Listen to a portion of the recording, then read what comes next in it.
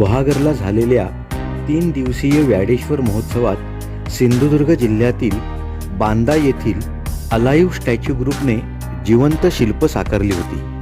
अनेक जण या मानवी शिल्पांचं बारकाईने न्याहाळून मनसोक्त कौतुक करत होते. कलाकारांना प्रोत्साहन म्हणून बक्षीसही देत होते. अलाइव्ह स्टॅच्यू ग्रुपने 3 दिवसात मिळालेल्या या प्रोत्साहन निधीतील अर्ध्या रकमेतून शृंगारतळीतील जीवनज्योती विशेष शाळेला शैक्षणिक साहित्याची भेट दिली. सावंतवाडी तालुक्यातील बांदा गावच्या मनोज कल्याणकर यांनी अलाइव्ह स्टॅच्यू ग्रुपची 20 वर्षांपूर्वी स्थापना केली.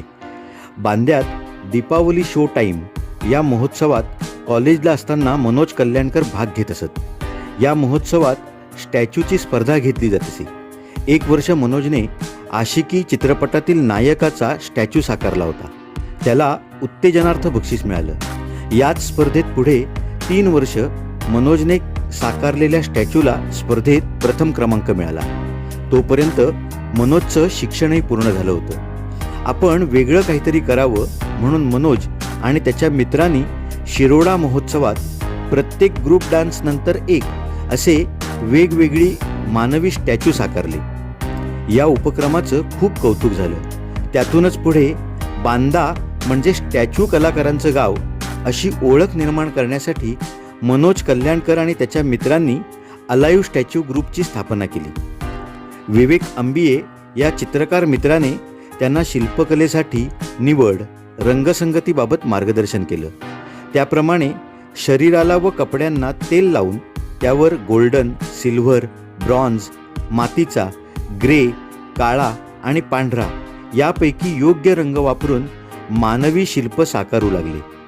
प्रकाशात शिल्प आकर्षक दिसावं म्हणून काही वेळा प्राथमिक रंगावरती शेडसाठी दुसऱ्या रंगाचा वापर करू लागले.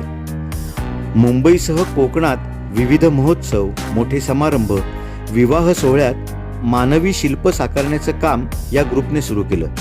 सुरुवातीला अर्धा ते 1 तास पुतळा बनून राहणाऱ्या कलाकारांनी अलिबागच्या महोत्सवात 12 दिवस दररोज 8 तास शिल्प उभं केलं. एका कलाकारापासून ते 7 ते 8 कलाकारांच्या गटानं मानवी शिल्प उभं करण्याचं काम हा ग्रुप करतो. आजपर्यंत अनेक संस्थांकडून 200हून अधिक पुरस्कार या ग्रुपला मिळाले आहेत. लोक कौतुकाने प्रोत्साहनपर बक्षीस देतात. या बक्षिसातील अर्धी रक्कम शैक्षणिक कामासाठी देण्याचा निर्णय या ग्रुपने घेतलाय. मानवी शिल्प साकारताना येणाऱ्या अनुभवांबाबत मनोज कल्याणकर म्हणाले की काही मंडळी कौतुकाने तर काही त्रास देण्याच्या उद्देशाने, चित्त विचलित करण्याच्या उद्देशाने स्टॅच्यूसमोर प्रतिक्रिया व्यक्त करतात, नावाने हाक मारतात, प्रेमाने चहा, खाणं आणून देतात. पण आमच्या कलाकाराला यातील काहीही कळत नाही. तो त्या व्यक्तिरेखेच्या भूमिकेत शिरलेला असतो. आमचा एक सदस्य कायम स्टॅच्यूच्या आजूबाजूला फिरत असतो. केवळ त्या सदस्याचा आवाजच ऐकून तो कलाकार प्रतिसाद देतो.